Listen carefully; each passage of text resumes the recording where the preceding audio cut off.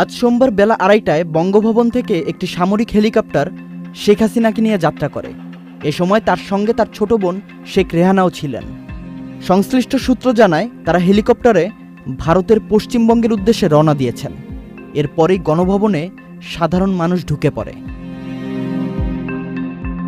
গণভবনের ব্যবহৃত বিভিন্ন সামগ্রী নিয়ে বিজয়ের উল্লাস করতে দেখা যায় সাধারণ জনগণদের। সেনাবাহিনীর প্রধান জেনারেল ওয়াকারুজ্জামান বলেন, রাজনৈতিক ক্রান্তিকাল চলছে। একটি অন্তর্বর্তী সরকার গঠন করা হবে, সব হত্যার বিচার হবে। সেনাবাহিনীর উপর আস্থা রাখেন, দেশে শান্তি শৃঙ্খলা বজায় রাখেন, একসাথে কাজ করি, দয়া করে সাহায্য করেন। মারামারি সংঘাত করে আর কিছু পাবো না, সংঘাত থেকে বিরত হন। সবাই মিলে সুন্দর দেশ গড়েছি।